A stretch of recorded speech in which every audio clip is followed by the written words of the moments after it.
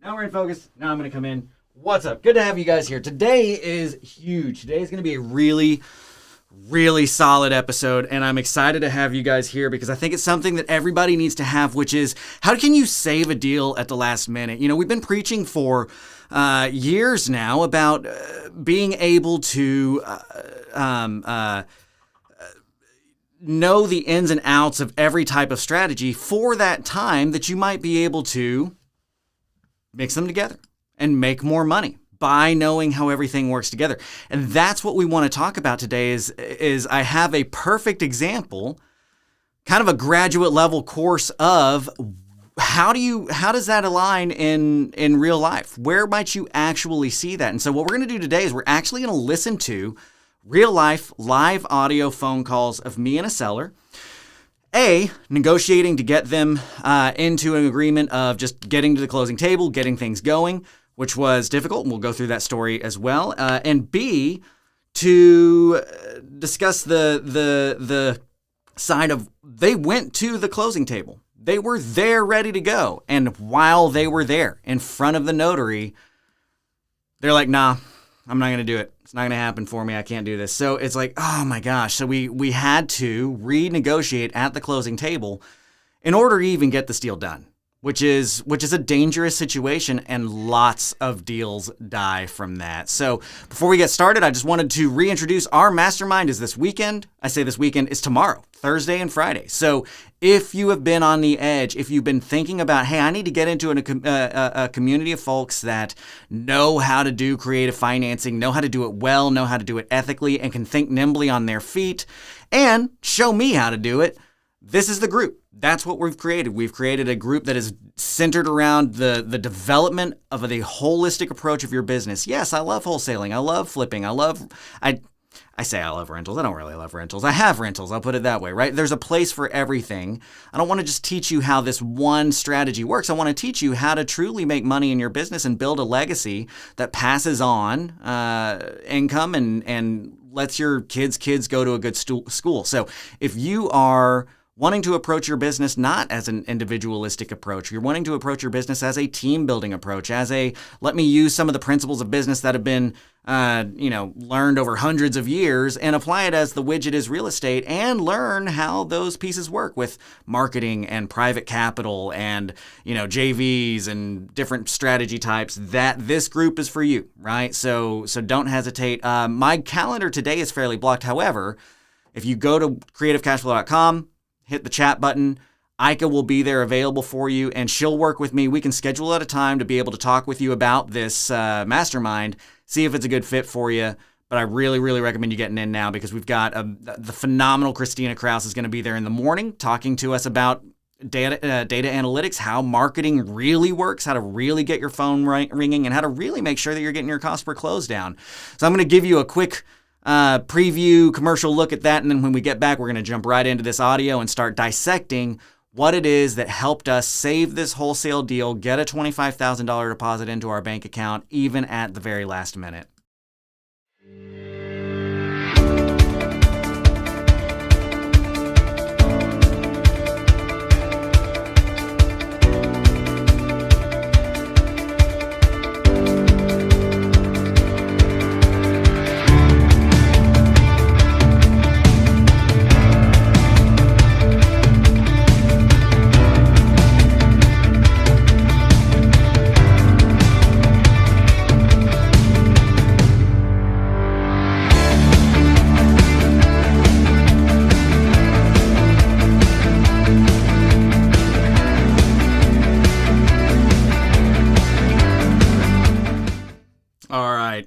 Hope you enjoyed that. Ika is so awesome. She's like, I couldn't get some sleep, so I made a commercial for this. I'm like, yeah, that's amazing. That's exactly who you want on your team. And Mark chimed in over here that he'll be there, that there's great value in the group. Mark is one of Mark had a stinking mortgage brokerage with like 110, 120 loan officers, not even counting the support staff and all that kind of stuff. We've got real players who really know how to take detailed information and apply it, not just get stuck in details and wrapped up in analysis paralysis. So, again, if that fits for you, please reach out. Let's get you in here. All right, so we're going to jump in here. What I've done, so the cadence of the call is going to be affected a little bit because I've sped up the audio a little bit in order to help us get through both calls in this 1 hour period. Here's the situation. We had a property that we were wholesaling. We had already gotten our wholesale buyer. We had already had our wholesale buyer sign the closing docs and wire the money in. Everything is good to go. We had about a $25,000 assignment fee on this deal, and we wanted to get it closed. Well, here's the problem. The lady that we were buying it from, this had been a vacant house for a couple of years for her. She had dealt with break-ins, she had dealt with paying the taxes, the repairs, all that kind of stuff, and nobody in her family wanted to help her out with that. But when her family got word that she was selling it, everybody got into her ear and was like, no, you can't sell that property, blah, blah, blah. And her nephew stepped in like, hey, you told me that you were going to give me that house. And he wasn't offering her a dime. He wasn't offering her anything to help. He was just straight up like, no, you should not make a bunch of money from this, and instead, you should just give it to me without me giving you anything. But she's an older woman, and she's got a big heart on her, and as you'll see here, as some of the audio that we go through, this generation, the greatest generation, which I don't again know what the years of birth are for that, but it has something to do with the World War era. Children, that is kind of one of the last generations where basically everybody in that generation was about keeping their word, right? Like, my word is my bond. Nowadays, if it's not in writing, it doesn't matter. It's very rare for you to run into somebody with that holds that same attitude. Now, our organization takes that very seriously. Our organization is, look, if I say I'm going to do something, I don't care what's in writing, that's what I'm going to do, right? Like, we want to make very sure that we stand by that, because you've got to work on that. You've got to work on A, doing the right thing even when it's not in your favor, and B, just running an ethical business, right? And if you tell somebody you're going to do something, do it. And so that's something that we hold true. Now, here's the situation. We had everybody sign. This closing was last week. This was 6 days ago, something like that. Maybe 7, right? Maybe it was exactly today, a week ago, which I think actually it was. It was supposed to close the previous Friday. That's when our buyer closed. That's when our buyer signed everything. But our seller backed out last minute. She's like, nah, I'm not going to sell anymore, right? Like, my nephew says I'm supposed to give him the house, and I feel obligated to do that.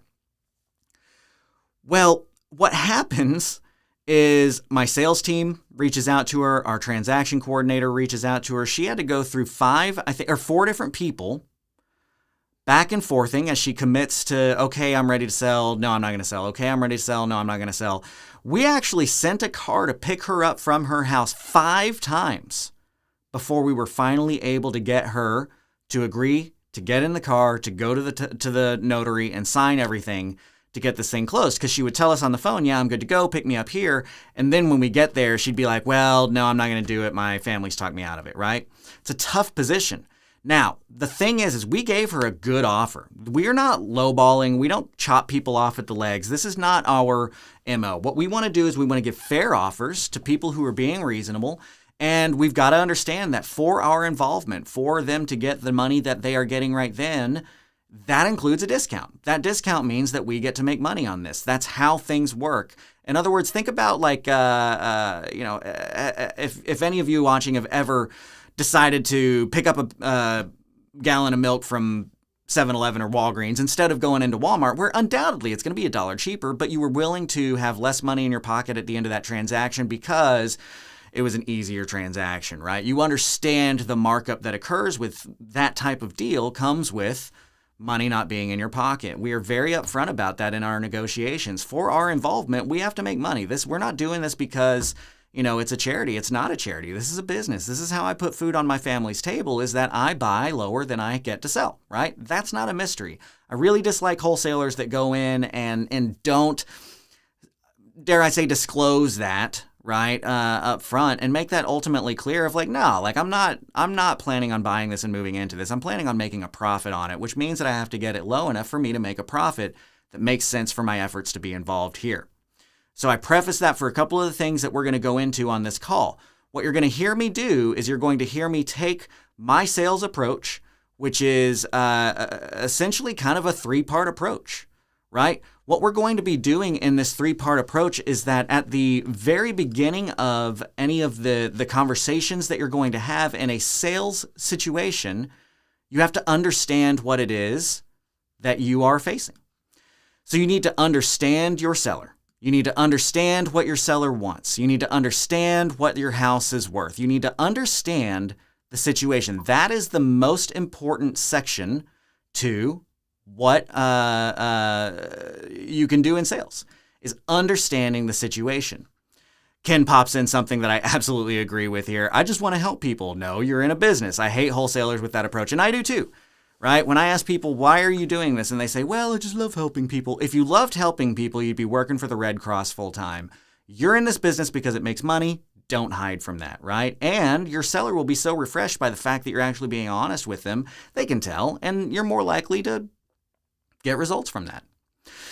So anyway, going back to our three-pronged approach to sales. First stage is to understand. Your second stage is to affirm. And your third stage is to align. And you're going to see that. The reason why I'm bringing that up here is I want you to look for those stages in these 2 calls that I'm going to play for you.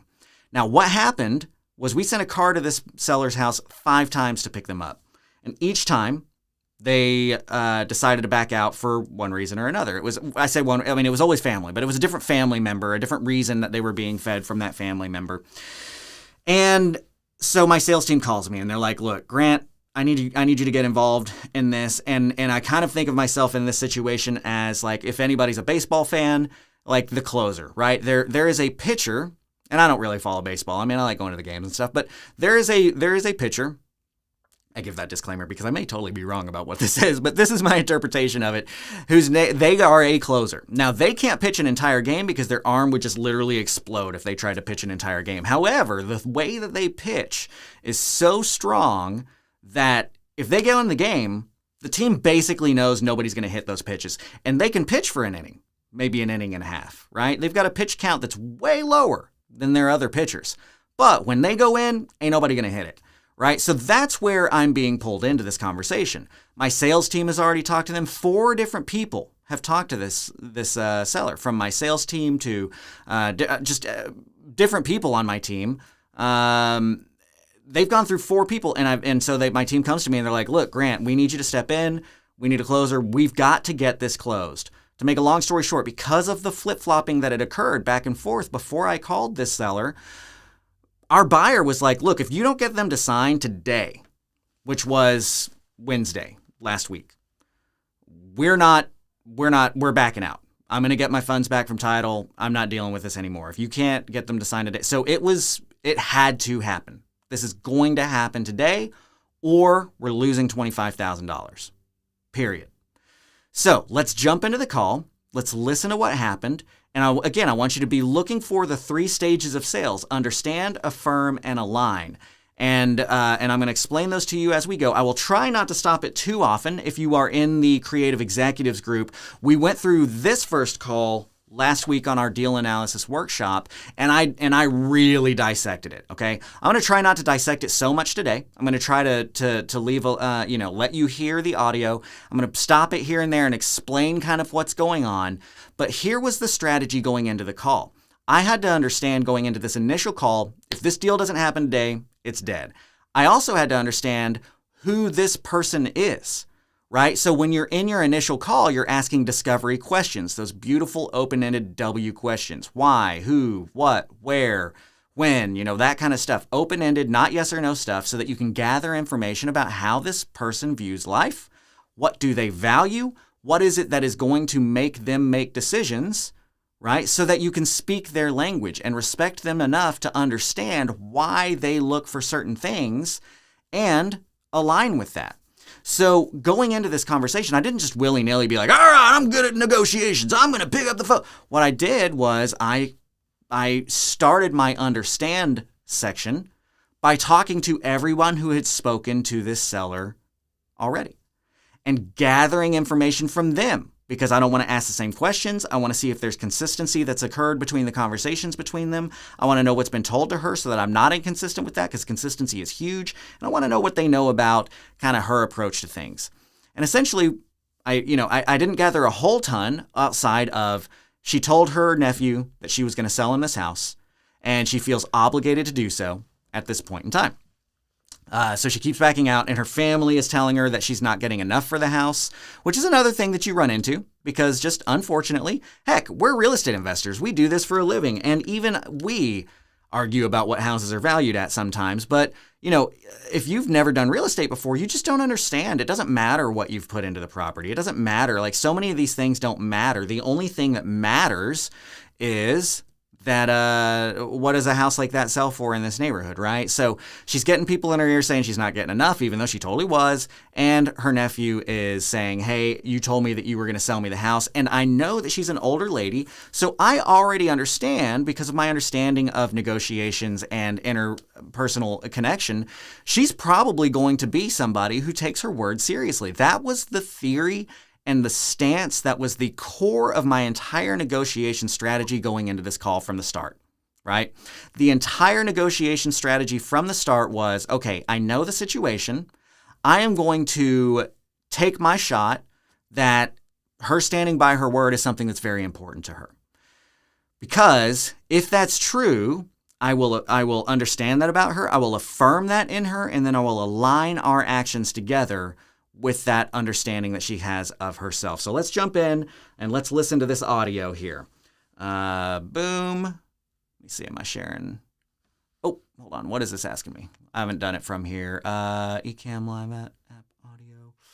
Sure, we're going to use that. We're going to see if that does what I need it to do and doesn't crash everything, because I've never played out of GarageBand before on this. All right, I'm going to mute myself and start playing this. Hello? Hey there. How are you this morning? This is Grant Kemp. This is who? Grant Kemp. I'm partners with Ronnie. I see you've been talking with Ronnie and David about your house over on. Oh, I see. Okay. How you doing this morning? I'm fine, thank you. How are you? I'm doing all right. Thanks for taking my call. Man, I know this has been Again, just as a reminder, I've sped up the audio here so that we can get through these two calls. My cadence is going to sound a little bit off, but I also want to point out one of the things that my sales guy said was that she speaks slowly and with purpose. So actually, in real life, this was actually a fairly, like, even today, I'm like, blah, blah, blah, blah, blah, blah. When I was actually, you know what? Here, what I can do is, quite the, I was going to show you the real speed, but just understand I was talking to her quite a bit, slower than what you're hearing here. Your house over on. Oh, I see. Okay. How you doing this morning? I'm fine, thank you. How are you? I'm doing all right. Thanks for taking my call. Man, I know this has been quite the event and journey for you here, hasn't it? Yes, it has. Man, so I own the company with Ronnie, and you know they've been kind of telling me what's going on, and I'm just so sympathetic. I don't know. I'm not smart enough to know what the actual word is, but I just really feel for you in this situation. It seems like this has been a real stressful time for you, hasn't it? Yes, it has. I'm sorry that it's turns that way. So can you? I know that you've been talking your face off with this, but I did just want to get caught up with you. You know, we want what's best for you, what's best for everybody involved, and you know, I don't want to put any kind of harsh pressures on you. We're just wanting to try and figure out where things are. I know that we're right here at the end. Can you tell me kind of where things sit for you right now? Well, it's my house, and I want to sell it, but my nephew, and I did, in passing, kind of tell him he could have the house. Mm. And so now everybody's upset with me. My nephew works out of town, so I don't know. I don't know what. That's where I am, really. Yeah.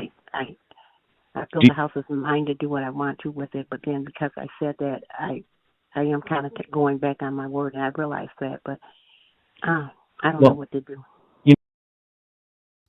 Okay, so let's talk about a couple of things right here that are important. So one of the things that we want to point out here is we are currently in the understand stage, right? So when I opened this conversation, I'm like, hey, this has been quite the event, hasn't it? Right? Like and I really don't know the difference between empathize and sympathize. One of them means you can feel it. One of them means you can like understand it. I really don't know it. It's like, this has been quite the event. This is labeling, right? We're coming from kind of a Chris Voss, never split the difference type of approach here. This has been quite the event. And then getting a laugh, getting a smile, trying to get her to laugh. But even I know that she's in a tough spot. Usually one of the big things is get them to laugh early on. She's in a tough spot right now. She's not going to want to laugh about anything, right? So my whole, I'm very sympathetic or empathetic. I don't know. I'm too dumb to understand the two. Like I'm trying to keep it lighthearted. Let's keep it lighthearted, right? I want to understand where she's at. I'm going to label. This has been quite the event. I even am like, I'm sorry that this has been so tough on you, right? I know you've been talking your face off about this already. But we want what's best for you, and we want what's best for everybody. Can you tell me where things are? Because another piece of the negotiation strategy coming into this is when we looked at this situation, it's like, dude, her nephew's not offering her anything for this house. He just wants a gimme, and nobody helped her with all the taxes and repairs and, insurance and stuff while it was vacant for the last 2 or 3 years, right? Like it was getting broken into, and nobody stepped up to the plate for that, right?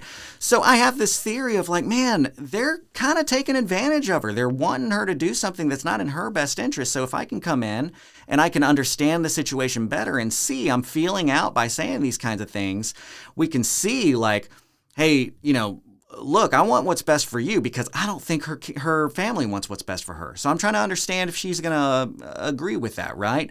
I'm saying, hey, I'm sorry this has been so tough. I'm trying to understand the situation. I kind of label everything from my understanding coming in, and then I ask her the open-ended question, can you tell me where things sit? And the first thing she says is, well, it's my house. I feel like I should be able to do what I want with it. Which, by the way, if you're an executive, on the executive call, you saw my text message that I sent to her before getting a hold of her. Because, by the way, I had to call her almost 6 times to finally get her to answer the phone. I called her every 20 minutes until she answered the phone and sent her text messages. And the text message that I sent established, hey, we want to talk about what's going on with your home. So, boom, already I know. Good. She aligns. I understand. She does view this as my house. That was the first thing she said. And then the big key that I heard there that we're going to align with later on was when she talked about the nephew, she said, and big sigh, I guess in passing, I told him I was going to give him the house. Boom. Huge nugget of understanding right there. Definitely had to pick up on that. Right? So there's a lot of stuff. And I probably spent 10 minutes just on that section on the Thursday call dissecting everything going on just in this first, however much time has passed so far. But let's just jump back in so that you can see the rest of what we're talking about here and how everything fits out. You know what? I think that is one of my favorite things about. I'm rewinding just a bit so that you can hear the setup for this. I feel the house is mine to do what I want to with it, but then because I said that, I am kind of going back on my word, and I realized that, but I don't know what to do. You know what? I think that is one of my favorite things about, because it sounds, because you're part of the greatest generation, aren't you? Part of what? The greatest generation. That's I forget what the years of birth there are, but it's it's people that. Where I'm going with this is that when we deal with young people, when we talk with young people these days, it's not people don't care what they said that they were going to do anymore, and I appreciate because that's something that like our company we take real seriously. Ronnie's really good at that, pushing that idea of doing what we say we're going to do and that kind of stuff, and so I again I don't know what the right word is, if it's sympathize or empathize, I don't know the difference of them, but one of them means that I feel for you. I get that that's a hard spot, but yeah, you are right. It's and the hard thing is that now you've kind of got, because frankly, one of the things that we're dealing with is like, we got that impression as well. And like, had an agreement, had a signed contract that's going to get you help for a situation that you're in with your house that you get to make the call on. Right. And there's people down the line. I think you met, Joe last night too, that we're all counting on that as well. And it's tough for me. I mean, do you feel like your nephew's got your best interest in mind when he's putting this together? I mean, it sounds from the outside looking in, it just, and we were talking about this, me and David and Ronnie. It's like it sounds like, you've got a house and you've got the ability to sell this house and put money in your pocket that you need to have, and it's your decisions to make. And that house was just vacant until you started to talk about selling it, and then it sounds like the family's just kind of in your ear trying to get things that sound good for them and not really thinking about what's good for you. I mean, do you feel like that's the case? All right, so in this other section, right, what we're doing here is we're switching back and forth between the understand and affirm portion of this negotiation. the way that negotiating works, right? My sales approach is that 2/3 of the conversation that I'm going to have with whoever we're talking to will not have anything to do with what you would call a pitch, right? I haven't pitched her on anything yet. And you'll see, and I wish that this actually showed me in time rather than in like bars and beats. I wonder if I could change that in GarageBand probably. But like what you'll see is I don't transition into the quote unquote pitch until, here we go, time, boom. I don't transition into the quote unquote pitch until we're 2/3 of the way into the conversation. Right now, we're switching back and forth between an understanding of her position and affirming of her self-identity, okay? So part of my understanding probe was I stuck it out there. She said, look, in passing, I told my nephew I was going to do this. So that was my key for good. She talked about telling him that she was going to do something, and that's a huge obligation to her. So here is my theory, my foundation of this entire negotiation, which I had planned to come into with, A, she's a greatest generation, probably means that her word is very important to her. And B, I don't think that her family has her best interests in line. And so even though I'm somewhat affirming this by presenting this as fact, what I'm also doing is giving her an opportunity to combat that and come back at me and be like, actually, no, that's not really how I see the situation, blah, blah, blah, blah, blah, blah, blah.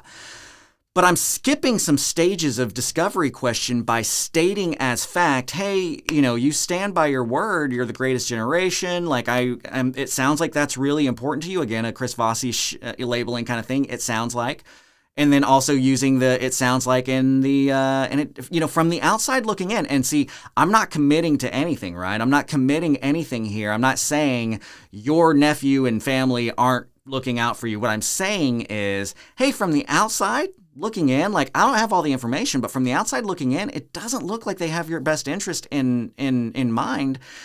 Is that right? Like, please correct me if I'm wrong, because this is how I'm seeing the situation. So then I established that, right? I affirm something before I even understand it. See, because a lot of times you're going to get an understanding and then feed that back to them. You're going to ask them, hey, what's important to you? And they're going to say, I like sticking by my word. And you're going to say, well, I'm glad you like sticking by your word, right? There's the understanding and the affirmation. Sometimes that can manifest, the understanding and affirmation can manifest by creating an affirmation and then asking for the understanding, which is what I've done right here, knowing that I need to get to this waypoint of sticking by your word and, hey, is your family really looking out for you?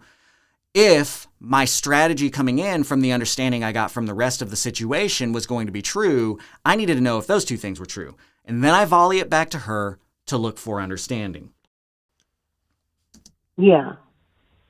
And to get things that sound good for them, just vacant until you started to talk about selling house and put money in your pocket that you need to have, and it's your decisions to make. And that house was just vacant until you started to talk about selling it, and then it sounds like the family's just kind of in your ear trying to get things that sound good for them and not really thinking about what's good for you. I mean, do you feel like that's the case? Yeah.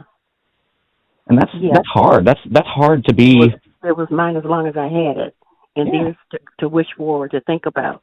And it looks like when that goes off the table that they can't wish, think about it, or hope for it any more than I'm doing wrong. One thing that she's mentioned several times now that I've keyed into is she's used possessive language. It was mine. I should be able to do this, right? It's possessive language. This is her. So you saw me align that affirm that a second ago, just 30 seconds ago, where I'm like, look, this is your house. You need money. You need this, right? Like I'm aligning and affirming to her. I'm affirming with her that view that she has. I understood. I caught some key phrases that she's like, my, when it comes to the decision and the money and the property. Where she gets selfless is where she starts thinking about her obligation to her nephew. But right now I'm reaffirming the you in this, because later on when we align, we need for her to have been affirmed her self-identity with sticking by her word, and also understanding that she gets to make this decision. Yeah. Well, and it's so what bothers me about that is why weren't they there helping you with all the expenses and what now? I said what bothers me about that is why weren't they there helping you with all This is actually something from Trump's The Art of the Deal, right? When you talk and you need to get a point across in the negotiation, what you'll notice I did just right there is she started talking and I started talking. I didn't raise my voice. I didn't speed up. I didn't get more aggressive. I just kept going as though she was not talking. And I kept going until she stopped speaking. And then she was like, wait, what did you say? I do that a lot, right? We control the conversation. We understand that we're trying to get to a certain point. We're not here to just have a counseling session. We're here to get to closing. And I think a lot of investors disrespect that to a certain degree by saying like, look, well, it's listening to them and understanding to them means that you can let a seller talk at you with verbal diarrhea for the rest of the day. And that's not the case. The seller knows why you're talking to them. There's not a question in anybody's mind that the basis of your relationship is purely stanced on you want to buy their house and they need to sell their house. So don't feel bad about steering the conversation consistently back to only the information that helps feed that narrative. All the expenses and hardships, if it mattered so, the expenses and any more than I'm doing wrong. Yeah. Well, and it's so what anyway, bothers me about that is why weren't they there helping you with all the expenses and So what now? I said what bothers me about that is why weren't they there helping you with all the expenses and hardships if it mattered so much, you know? Yeah, well, that was intentions and plans and a future for them, and that was what my nephew didn't really share with me. Yeah. I understood that he was kind of sniffing around, thinking about it, but he never confirmed anything with me or said anything like, hey, let me give you $1,000 towards the house or anything. He never did anything concrete. So we just got a new understanding. That's another key point that she just told us, is she never sat down and actually had a real conversation. So now we're putting 2 + 2 = 4, because earlier she's like, I guess in passing I said this. And here she's just straight up dude, we never had a concrete conversation about this. They just started stepping in because they had these dreams. Those weren't my dreams. They're being introduced to me right now, but she's got this family obligation. So in her mind, what she's struggling with is she's given 2 people her word in her mind. And she has to, if she's going to break her word to one of them, she has to prioritize family over some random business interaction. And so that's what has pulled her that way. You're starting to see this understanding situation occur. We're going to transition into more of the affirmation stage, and then we're going to see how the align stage kicks in, and we'll get into there. In my opinion, but he feels that, and generally that has been the way we've operated. His word would be taken seriously and respected. Sure. And so, I don't know what. I know. Mentioning are you at one of the things that you'll notice about doing a proper understanding and affirmation stage is that they will spew back the words you have given to them. If you've watched my negotiation series, if you're a Creative Cashflow member, we've got a negotiation series up on the Academy that you can watch. And if you've watched that, one of the tools that I use, and we also have a negotiation quick tip series that some of you may be on. It's a year's worth of weekly tips that come in. For negotiating, one of them is kind of that implanting of ideas, right? If we are trying to have an understanding, there's the affirmation before the understanding, and that is, in other words, sort of an implanting, right? We're tossing out some information and seeing if it gets picked up. If it is something that they align with, then you have helped them come to. Because how many times have you ever dealt with yourself? Man, I just don't know how to say what I feel right now, right? It's so frustrating. So if you can hey, here's a feeling. Does this help describe some of the stuff that's deep in your heart? You kind of put that out there, and then they spew it back to you later. Gold. You have now have a new understanding of what their situation is. You can also use this. I've used this a lot when you're in a situation, especially in front of a husband and wife, or a couple that have the decision and they got to, and they want to talk about it for a second. And you're like, okay, well, let's talk about it. I'll spew out, I'll say blah, blah, blah, blah, blah. And this is a good offer. This is a good offer, blah, blah, blah, blah, blah, blah, blah, blah. I know that I've got them when 5 or 10 minutes later, one of them says to the other person kind of under their breath, it's a good offer. Happens all the time. So you kind of, hey, does this phrase help align with the emotions that you're feeling? And it's true when they spew it back to you. So she just talked about her word. She used her word twice there, even though she had not used that previously. But I established through the affirmation stage before the understanding stage, I threw it out there. Hey, you're probably somebody who really cares about doing what you say you're going to do, right?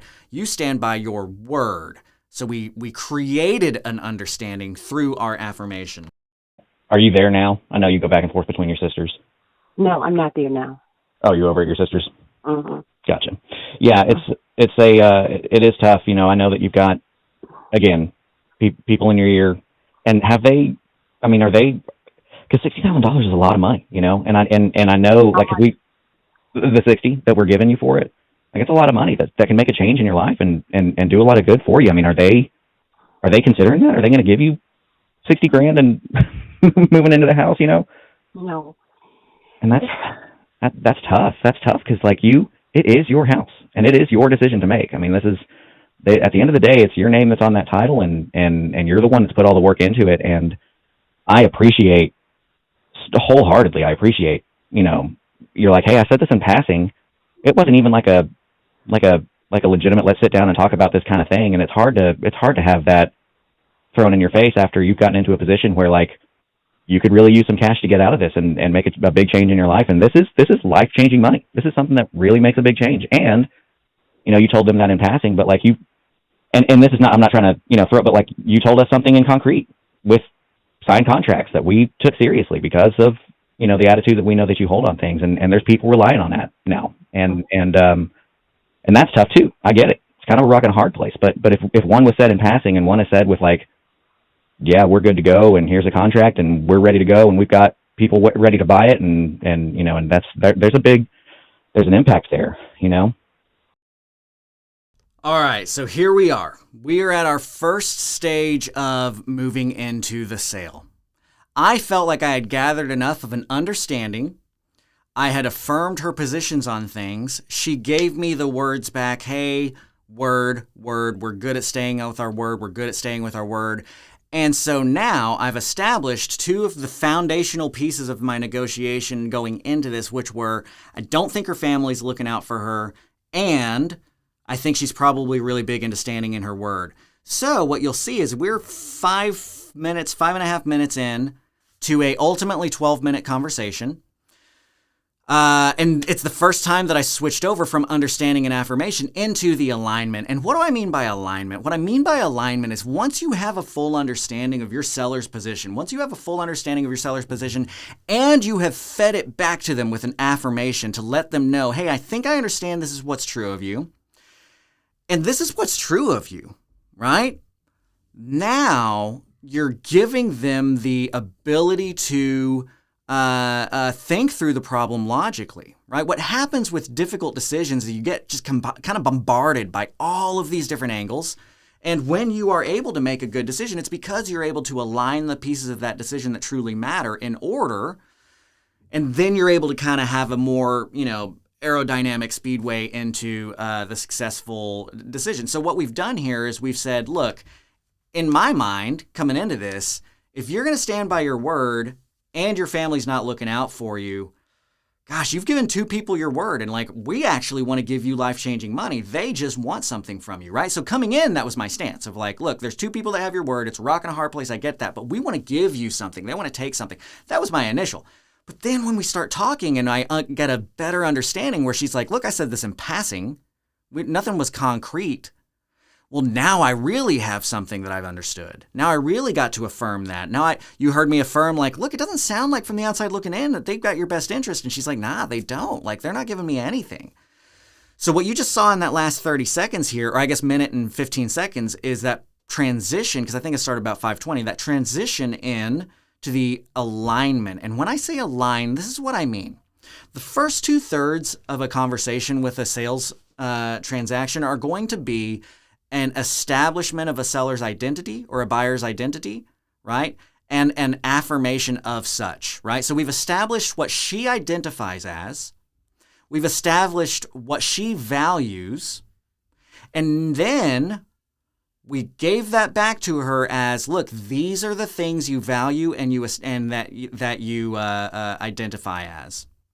So to use a principle out of Influence by Robert Cialdini, there is a huge piece called consistency in the decision maker's mind. Okay.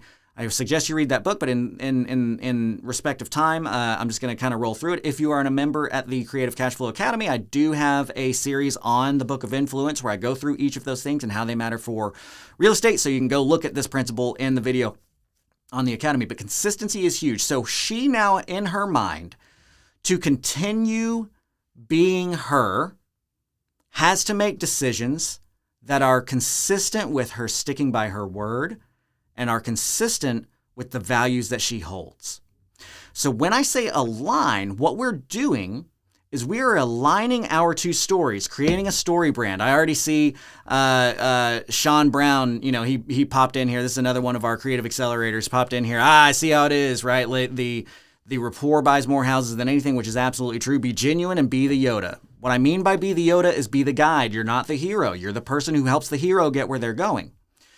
So what we're able to do in the alignment stage is say, these are the things you value. These are the things that you identify as. And in order to stay consistent with those values and identifications, this is the decision that you need to make, because we hold the same value. Like our story comes in right beside your story if you make the decision to work with us.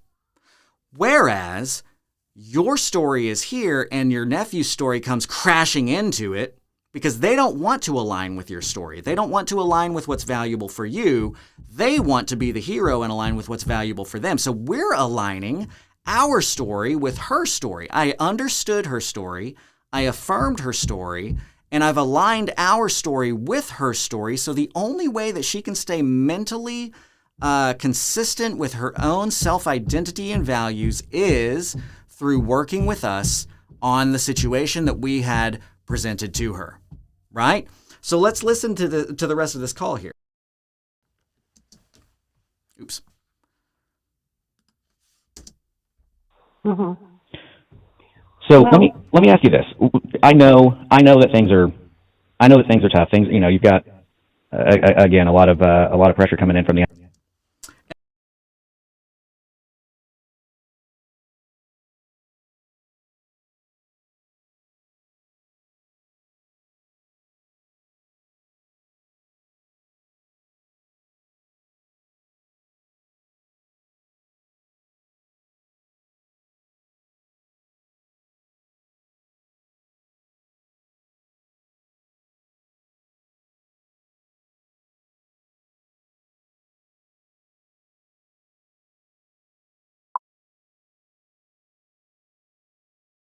Sorry, thank you so much. And I'm on a delay, so you're going to have to listen to a bunch of muted audio there.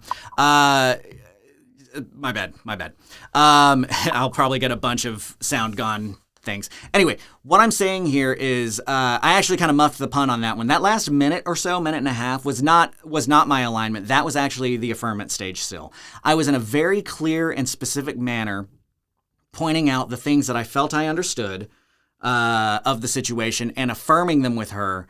Because now, 6 minutes and 20 seconds in, this is where I transition into the alignment stage. And you can tell because one of my tells, right, like you've got like the poker tells and stuff like that. One of my tells of when I'm going into a sell is, so let me ask you this, right? Like that's how you can tell I've got an agenda and I'm ready to close this deal, right? So we're in a 12-minute call. I've transitioned 6.5 minutes into somewhat of an alignment, and let's listen to what goes on with that. Outside, but you said it. You're like, look, this is my house. So let me ask you this. For the record, a transition is a crossfade, right? So I'm still going to align. I'm still going to affirm, but this affirmation is very much pointed towards the alignment stage coming up. I know that things are tough. Things, you've got again a lot of pressure coming in from the outside. But you said it. You're like, look, this is my house. I want to sell it. This should be my decision. And you're right. That is true. I also understand it's tough because your family doesn't necessarily agree. I mean, because we can still pick you up. We want to get this done. Like, this is something that like like we gave our word to people. There's 3 people down the road from our side that we said, no, yeah, here is a contract that, you know, we're going to get this going, and you can, you know, count on that. And so I actually forgot that was one of my strategies coming in too, was saying, hey, you gave your word to your nephew, but you also gave your word to me. And by giving your word to me, I gave my word to other people. And if you break your word, it's going to cause me to break my word. And there is more word being broken over here. That was actually my initial strategy coming in, to separate out like, hey, ours is the more important one, which is also where you got me in the understanding stage right at the beginning, saying, hey, you're probably a person of your word. So are we. Right? I established that understanding very early on, because we need that to already become part of her, like her understanding, her identification of like, look, these guys, like Sean said, rapport. These guys are like us. We've got rapport together. So that reminds me now, hearing that was actually my initial strategy coming in. It's like, yeah, you got word to 2 people. You're in a rock and a hard place. This is one person. If you break your word over here, you're breaking word with like 4 people. And it's kind of that idea of, if you're being tortured for information, like you're going to probably hold out much longer than if you're having to watch your loved one get tortured for the information. Because like, you don't want, like you're okay with taking the downfall for like the consequence, but you don't want to cause somebody else to have those consequences. So that was also kind of part of that mentality. by you not actually signing and coming through with what you said you were going to do, that makes us go back on our word too, with a bunch of people on our side. Mm-hmm, I understand. And that's super tough too, because neither one of us, you or us, you know, we both hold that same kind of importance on that. But I know it's going to be real tough for you to get out, being over there. Can you give us a time that you could maybe get back over to Cass, and David can pick you up, or get back over to 11? So one of the things that I'll bring up here is that because we sent a mobile notary 3 times, and we sent my sales guy, who actually happened to be, we do everything remote, but we actually had to have, my sales guy actually lived within 30 minutes of this house. So we sent him the 4th time. She was at her sister's house, which is right up the road. The sister talked her out of it that time. And while David was there, the sister was like, oh, that ain't happening. Like, not at all. Like, right. So now the other thing that we're having to worry about is that if, like, in my mind, if we have to pick her up from the sister's house again, the chance of this going badly is much greater, right? We need the family out of her ear, because she wants to sell this house. Think about it this way. She would not be flip-flopping 5 times if she only cared about keeping her word to her nephew. She would have flip-flopped once. She would have backed out. That would have been it. She's torn inside. I wish I could remember the rest of the Natalie Imbruglia, like, 90s song, like, I'm all torn inside, this is how I feel. Just because I love singing falsetto and Disney songs to you guys. But she's torn inside. She's not decided, right? Part of my text message that the executives got to break down with me is that I established in the understanding and affirmation in the texting, not, hey, you've already decided to back out. The thing I needed to establish during that stage of understanding was, you still haven't made a decision, right? She's flip-flopped, 5 times. So my whole text was like, hey, I know we're still up in the air on everything. I'm not pressuring you. I just want to understand where we're at so we can get this to finality about your house, right? So here we are in the stage where it's like, I'm trying to close it, trying to go pick her up. I know if we don't get this thing done today, this call was done at like 9:30 in the morning. If we didn't have a signed closing document by, 5 p.m., the deal's dead. We don't make $25,000. And maybe David can pick you up from there, so that you're not having your sister, kind of. Okay. David wants to pick me up for what now? To be able to actually sign on this stuff and get you your money. Oh, okay. All right. Let me call you back this afternoon. Let me do a couple of things, and then I'll call you back this afternoon. Okay. Do you think that that's going to be something viable? Is that maybe we can just get you at a time where he can pick you up from your house? Yeah. And take you, and that way you get, because like I said, this is life-changing money for you, and it is you upholding your word to us and the people that we've given our word to. So we want to make this happen for you. It's your house. You get to choose this, and we want what's good for you. It doesn't sound like the people around you are pushing what's good for you as much as it is for them, and So we want this to happen for you, and we need that to happen. Okay. Did y'all catch how I just in order? I just laid out for when did this start? That's 8:08. This section started at 7:30. So for 45 seconds, I just hit one after the other, after the other, after the other of everything that we had established in our understanding and affirmation stage. Sounds like a natural conversation. Didn't sound like there was anything behind it. But what was happening is I knew the things, the points that we had decided that were going to make this thing happen. And I just laid them all out all at once. Like, hey, blah, blah, blah, blah, blah, blah, blah, blah, blah, blah, blah, blah. Right? So listen to that again, and then I'll try to, I think we can just finish out from here and go on to the next one where we actually had to save the deal itself. And then I'll call you back. Okay. Do you think that that's going to be something viable? Is that maybe we can just get you at a time where he can pick you up from your house? Yeah. And take you, and that way you get, because like I said, this is life-changing money for you, and it is you upholding your word to us and the people that we've given our word to. So we want to make this happen for you. It's your house. You get to choose this, and we want what's good for you. It doesn't sound like the people around you are pushing what's good for you as much as it is for them, and so we want this to happen for you, and we need that to happen. Okay. Well, give me a little time. This afternoon I should be ready to come over. Okay, sounds good. So just as a tentative, just so I can, because we've got people waiting, can I count on maybe in like about 3 hours we talk again and figure out? What time will it be? What time? I'm not. Don't let tentative plans happen. Don't let them hang up. I needed a definitive yes. She did not. I never got a definitive yes to this point. That's what I need. I need a definitive yes that this is happening. We cannot leave. I'm the closer. I cannot let somebody hit a ball that I'm pitching. So that would be 12-1-2, about 2 o'clock? Yeah, that'll be fine. Can we just go ahead and set a tentative to pick you up from 11:2, or is it, or again, I know you said you've got some stuff you want. Pick me up on Paris. Paris at 2 o'clock? Yes. Okay. Is that your sister's house? Yes, it is.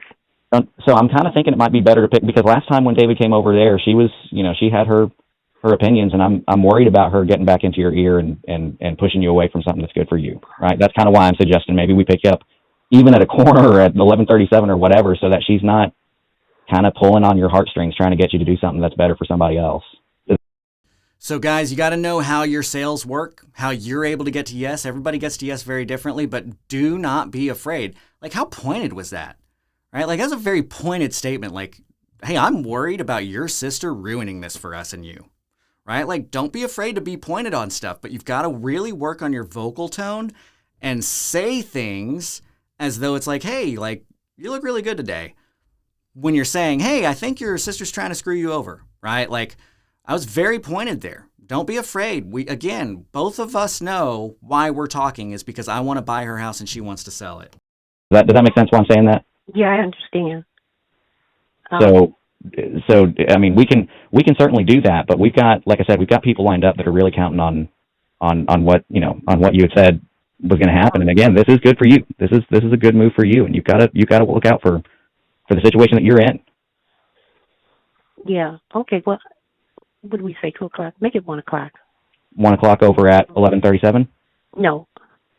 At 11:12 Paris. At 7:12.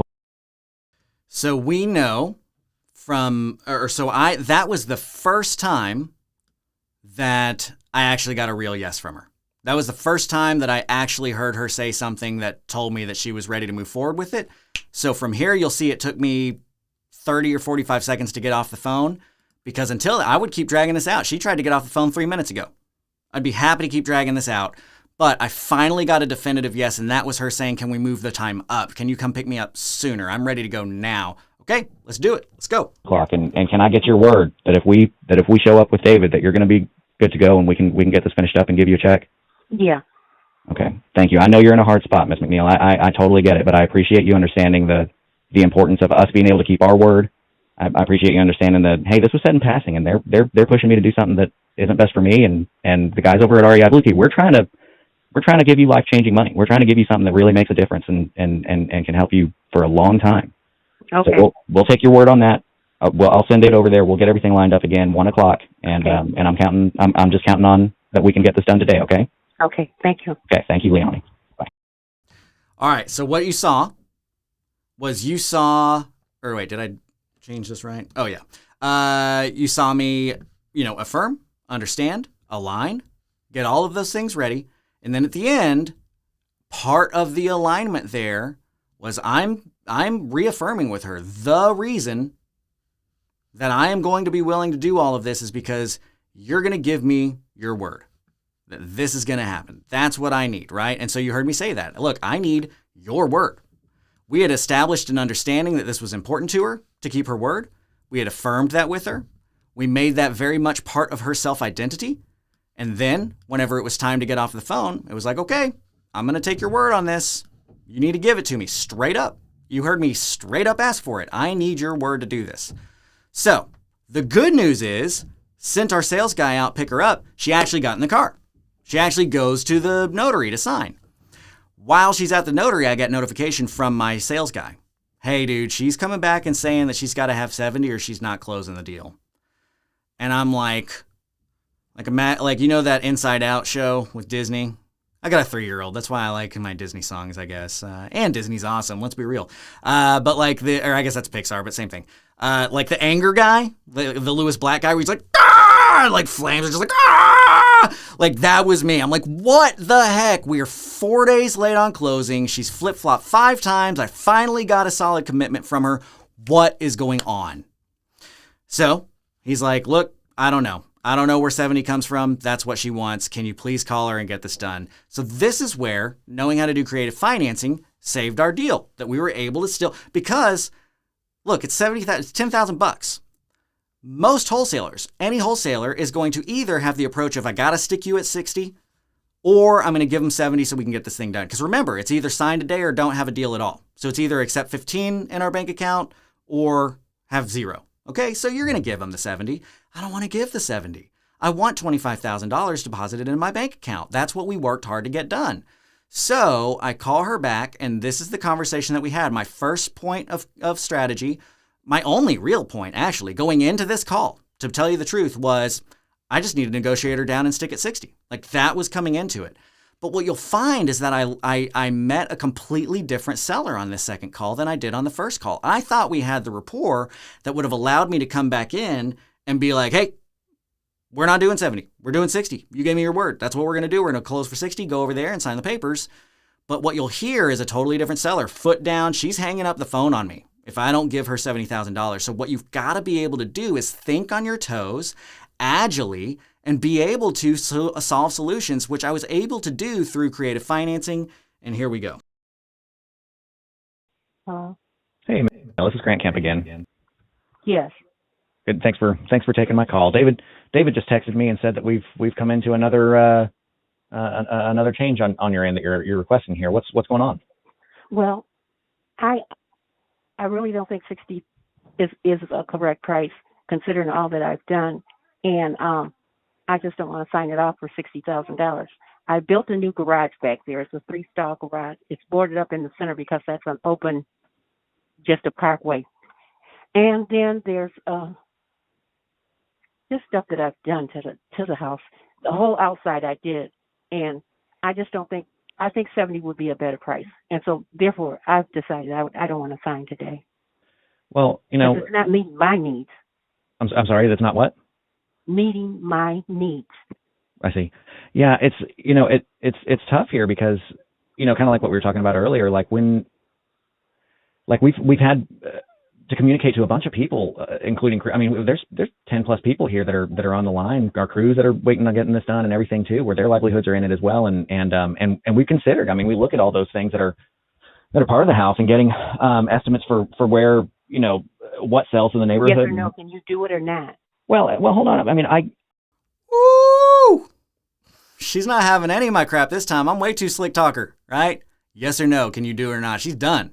So I'm like, oh, I'm talking to somebody else now. She has decided she's going to, and it makes sense psychologically. She has decided that she is going to overrule everything outside of, I got to look out for me.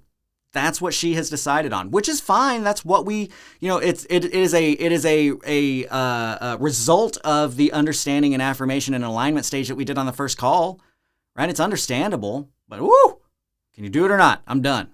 I'm open to talking about getting something done, right? 70 is a big jump, and it's concerning and hard for me that I got your word from you earlier today that you're good to go. We pick you up, we're good, and so I convey that message again. And I said, look, she said that she's by her word. Everybody, we can get this done this time. Please get back on board. Please help us get this going. Need I remind you, ma'am? You stand by your word. You gave me your word. I've given my word to even more people now. You're backing out. This is a big issue. And here we are with another change right at the end is really tough to accommodate. we want to make this happen. We want, like, this is your house. You get to choose. You get to get this. And we want to give you a check for a bunch of money so that this can move forward for you. We have looked at it. We have considered all of the pricing there. 70 is a big jump. That really, you know, that's tough to accommodate. I understand that you're back and forth, but let's talk on that for a minute, because here's part of what I'm thinking about, right? Just to be frank, is I am concerned with if we do a price change, I've got to change documents and that kind of stuff, and I'm concerned that we're going to run into another situation where you're saying you'll do something, and then we go through a bunch of effort to do it, and then what happens at that point in time, right? So she wants to play call it out ball, be frank. I'll play call it out ball, be frank, right? You've got to be agile. Before was a very gentle, very I'm on your side, very let's look at where everything else has gone wrong and how we can help you. Now she's like very pointed, like, hey, are you going to do this or not? And so like I'm going to come back with like, well, are you going to do it or not? Like you're the one who's been backing out of this stuff, right? Like you've got to be on your feet and speak to people in the language that they speak. I mean, if we can make a change happen, it would be only under. And 70, we're going to have to talk about the price, but I'll have to say, like, I would need you to stay there at the notary, like ready to sign. Like if we're going to put everybody on high alert and make something happen, like I need for you to stay there and wait until that gets done and then sign it whenever it comes through. It's, you know, does that make sense? Yes. You know, like I said. And just for the record, in my mind right now, I'm like, okay, I'm not getting her at 60. I'm shooting for 65. Let's see if we can get 65 done. That's where my head is at. 70 is a big jump. We've got a lot in this, and we're not, you know, and we've already gone off of the. Yeah, I know, and I've got a lot in it too. Sure, no, absolutely, I respect that. And so, either we can or we can't. No, I understand. You know, I'm trying to pull up. Do you mind? Can you hold on for just a second? Let me keep you on the line. So there she said, either we can or we can't. That's another. She's ready to hang up the phone if I don't get to her number. So what she would not allow me to do was slow the conversation down. Right? You saw at the very beginning, I tried to slow the conversation down, like, well, let's pump the brakes. Hold on, let's talk about that. She's like, can you do it or not? Like, oof. Because part of the understanding and affirmation and sales process is to slow it down, to get things going. So she wouldn't let me slow it down. She wouldn't let me slow it down again later. So now I've got to slow this down. I've got to keep it from just being a bing, bang, boom, yes or no, we're in or out. So even though at that point in time, she gave me another, like, look, you're in or out kind of conversation flag. Now my mind goes to, all right, I need to get creative on this. I know what I'm going to do. I already have everything lined up in my head. But did you know that like Travelocity, websites like that, if they actually put a false timer, like when you hit search for the best deal, and it goes to that screen and it's like looking for best deals in your area, blah, blah, blah. And it like takes a minute and then it feeds you everything. That's fake. They're pulling from a database. It takes it milliseconds to find the information it needs. What they're doing there is they are helping you, the consumer, trust that they actually considered everything that needed to be considered to give you good data. That is a fake timer. That literally does nothing. The results were done in less than a second. But they make you feel more comfortable because they've thought about it before they get there. So we want to employ those tactics as well. I know what I'm doing. I've already got the plan in my head from the moment she was like, look, are you in or out the second time? I'm like, okay, well, this is where I'm going to rotate to right now. But if I did it right then, it would be way too bing, bang, boom. And she's already said on yes or no, I'm out. And so I got to slow it down somehow. So if you're in person, a lot of actually either in person or not, this is the way to slow it down. So watch how I did that. Keep you on the line. Let me look at a couple of things because I need to trying to pull up. And so either we can or we can't. No, I understand. You know, I'm trying to pull up. Do you mind? Can you hold on for just a second? Let me keep you on the line. Let me look at a couple of things because I need to look at a couple of things. I want to make this work for you. Okay, I'm taking control back here, right? She was in full control up to this point, but I need to take control back of the situation. I need to slow it down. I need to be the one that's serving the baseball, not her. Right? So I'm like, stay on the line, wait for me. I need you to wait on me. You've had your portion, you've had your piece. Now it's time for you to wait on me. And so then that's kind of where this stage is. Okay. I really do. I need this to work for the people. Like this cuts out where we're making money, but that's okay as long as I get to keep my word with people. Like that bothers me that we've had to go back and forth with people that are depending on me to do what we said we're going to do. You know, and similarly with you, and I got that impression from you, and that's why I thought last time, you know, we've gone through this. But hold on, let me pull up some numbers here. Let me see what I can I can figure out. Right. So I wasn't interested in having another conversation about who is and who is not keeping their word, but I did want a reminder of the stuff so like I brought it back up, a reminder of all the stuff that's going on, and I don't even leave time for conversation. We just move right into what I wanted to talk about elsewhere, but I needed that back in her head. Figure out for you. Let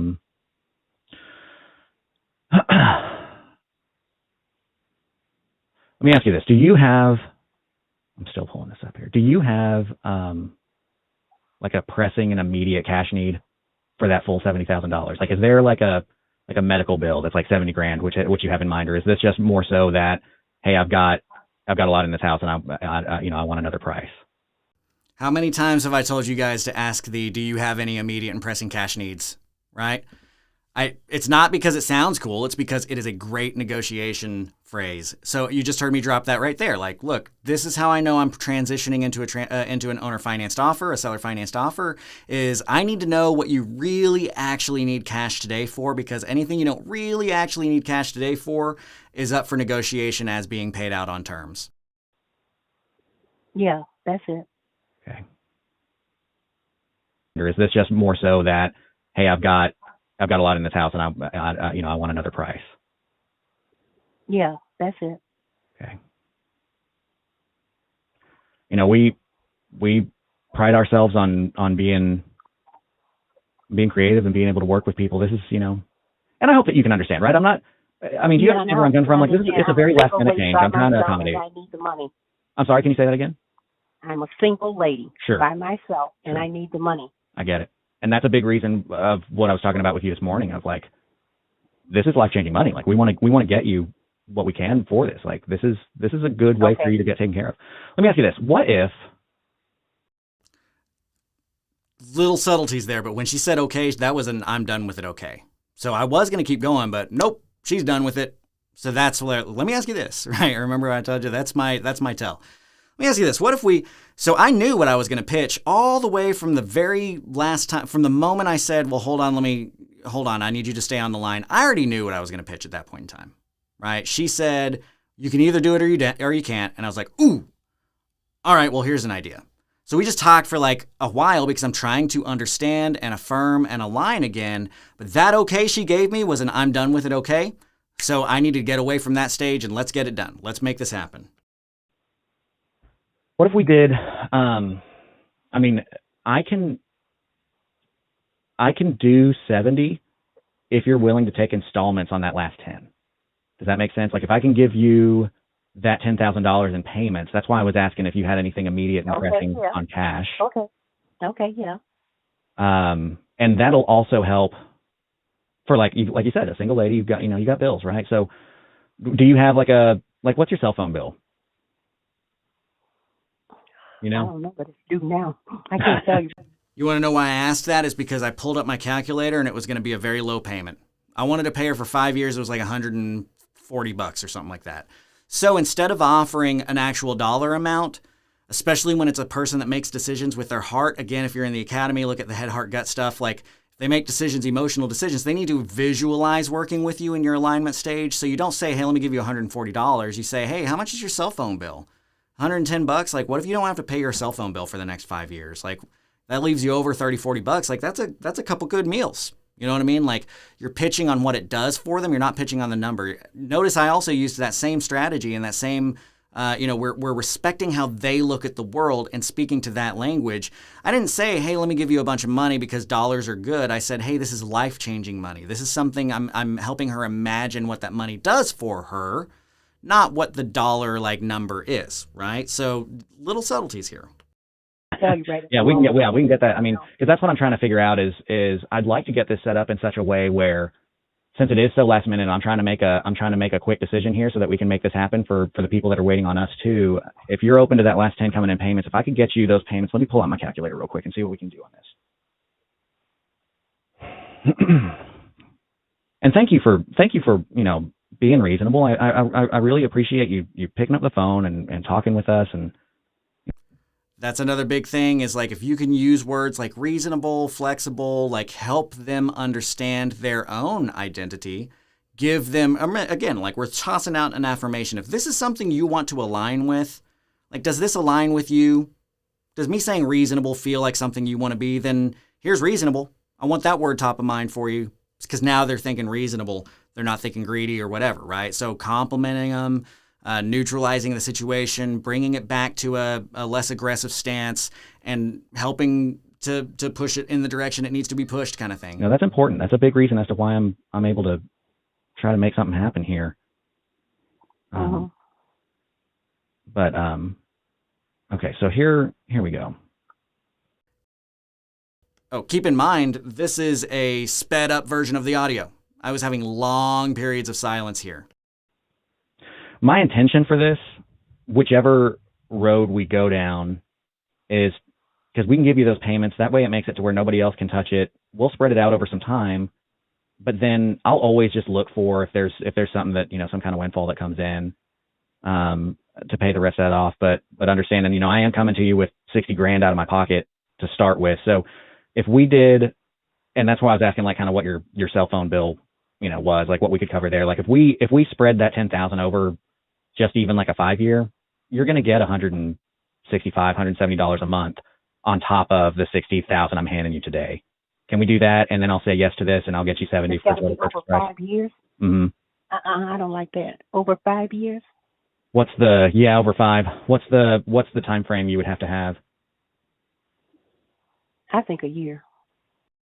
Okay, bingo. I've told this to you guys a lot of times that when you offer terms and you offer them accepting their equity and installments, they will be thinking 1 year, right? So we start, the hairy arm principle kind of thing. Most of the time I'm starting at 30 years, but I'm not going to ask somebody to take $10,000 over 30 years, right? So I'm going to start at 5 because that's a reasonable, she's not going to be offended if I say 5. But surprise, surprise, she wanted 1 year. I know that she's going to want 1 year. Everybody wants 1 year. That's what sellers think you mean when you say payments or equity and installments there, right? The other thing that I want to pick up on is this is like the only time I've ever mentioned, and you'll see me mention it a couple of times, hey, if we do get a windfall, I'll pay you off early. Like never, ever, ever mention that. This is like one of the 2 or maybe 3 times I've ever brought that up. But even in this call at the end of it, I'm like, but you need to be ready for that 3 year. Like I'm doing this for 3 years for a reason.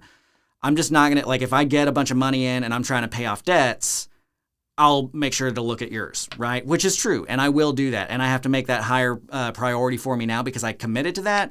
That was a judgment call on my part, but usually I never bring up the possibility that it could be paid off early.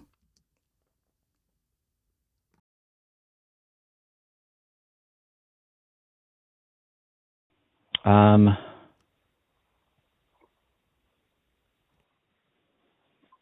we do? Can we meet in the middle? I can get you almost $300 a month if you can just push us to 3 years, and then we'll just have a gentleman and ladies agreement that if I do have another deal that comes through that has a big windfall in it, I'm happy to pay this off earlier. Okay. But can we do like that? Okay. $300 a month? It'd be 200. It's like $278 a month. And then, like I said, if I do another deal over there that ends up getting, whatever, 10, 9, 8, whatever we owe at that point in time, and I'm looking to get some things paid off, I'll push it over and try and get you paid off earlier. I can't guarantee that. We're pushing the 3 years so that we can get that. But, again, I'm handing you $60,000 today. And for the next 3 years, whatever, what bills do you have? Your phone bill, your cable bill, probably your water bill probably gets paid by that. You just don't have to worry about those bills, and you've got a huge amount of money coming in your pocket today. Can we do that? Okay. Okay. So I tell you what, go ahead and sit down with Jeremiah. Like I said, we do what we say we're going to do. I'm going to go right now and write up that paperwork, and I'm going to send that to Jeremiah. But in the meantime, go ahead and sit down with Jeremiah, sit down with the lady, start signing those documents. By the end of the time you're through with that, I'll have this note over to him, okay? Okay. Thank you. All right. We'll get this done for you. Bye now. Bye. All right. There you have it. That is how knowing creative financing inside and out made sure that last Wednesday I got a deposit in my bank account for $25,000. Now, yes, we have a note for $10,000 now, right? We did technically net 15 on that. However, it's a note at 0%, paid out over 3 years, right? That's a pretty okay stance to be in because it's cash now. It's 10 more thousand. How many of you would balk at, hey, I'm going to give you a $10,000 deposit at 0% over 3 years, just pay it back to me. And it's unsecured, right? It is a complete non-recourse unsecured note. Not to say that we wouldn't pay it, because we absolutely will, but it's an unsecured note for 0% on a 3-year payoff. That's a pretty powerful note. And so because we were able to think quickly and be nimble on our feet, because we understand creative financing and wholesaling, this creative financing offer saved my wholesale deal. And we got it signed that day, and we got it closed that day. And the next day I had 25 grand in my bank account, and the seller was happy and the buyer was happy, and everything got taken care of. So for 3 or 4 years, as long as I've been doing these Grant Teach Me Somethings, I've been telling you, like, hey, it's really important to know the ins and outs, because you can mix them together, and that can be hard to visualize. And so when this happened last week, I'm like, dude, I need to show everybody this, because this is what I mean, right? This is what I mean. I'm not saying that you need to be like, one of the big positions that we take at Creative Cashflow is, don't call yourself a wholesaler. Don't call yourself an owner financer. You're a single family real estate investor, and you need to run a company that buys houses for you, that sets up a legacy for you. And part of doing that is getting cash in hand up front. Cash is king. So you wholesale deals. Part of doing that is making sure that you got cash flow and you've got equities that are going to be coming out for you later, because cash flow is king, right? So you set up the owner financing. You have to pay attention to what stage the market's in. You have to pay attention to how you're staffing. Like you saw here, 4 people for 4 days went through this conversation before I had to get involved, which implies there's a lot of deals where 4 people in 4 days go by and I don't have to get involved because they fix it. Because we talk about that in our training. We talk about how to build a true business that runs this, a true team that can work together, who is capable and is given the tools to succeed and become something more than they could have been otherwise. And that's what I'm trying to pass on to you guys.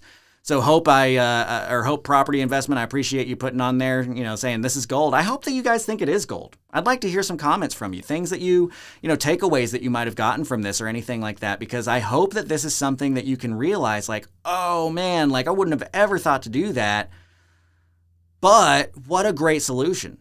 Because how many of you, raise your hand or comment, would have just given her 70?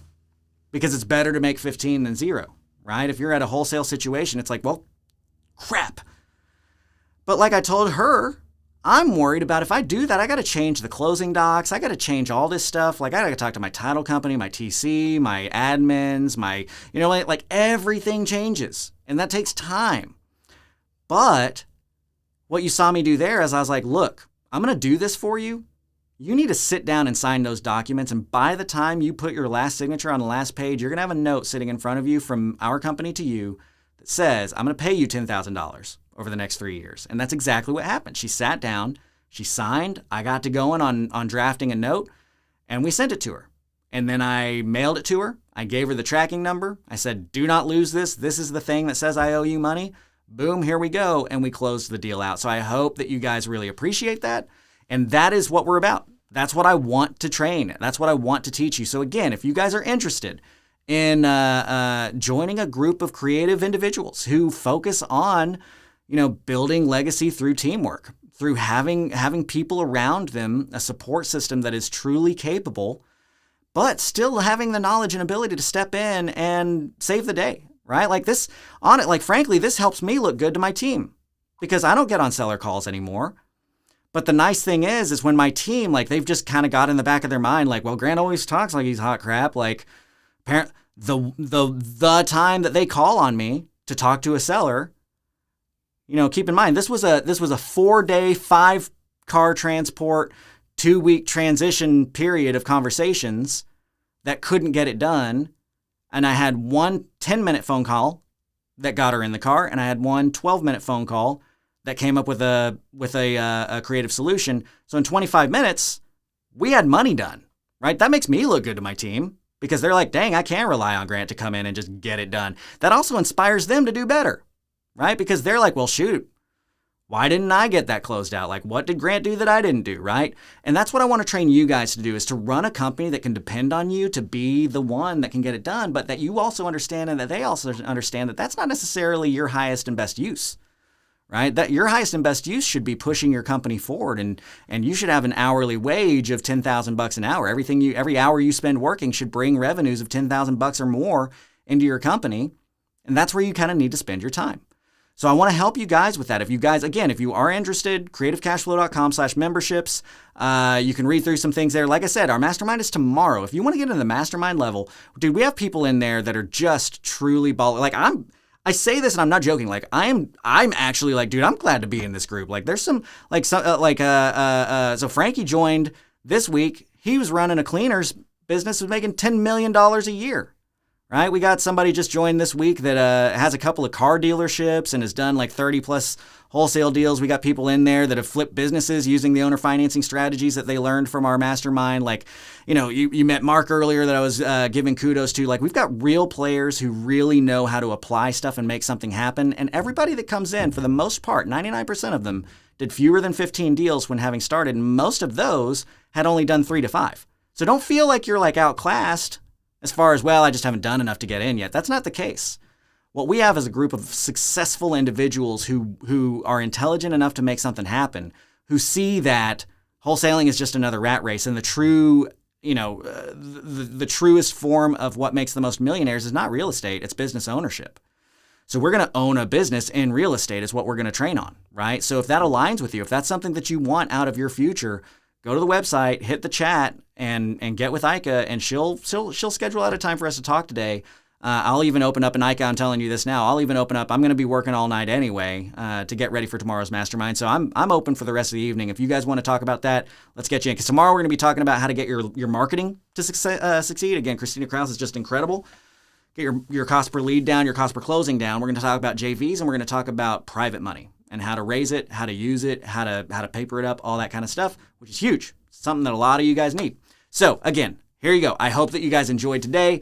CreativeCashFlow.com/memberships. We do have a freebie available for you in the links below. If you look in the description, there's a link to click on that has a freebie for you that will help you kind of get your mind geared up to knowing how to do this kind of stuff, how to analyze creative deals, and whether or not that can be something that works for you on this particular asset. Hope you guys enjoyed this today. For a lot of you, I'll see you tomorrow. For the rest of you, I'll see you next week. Take it easy.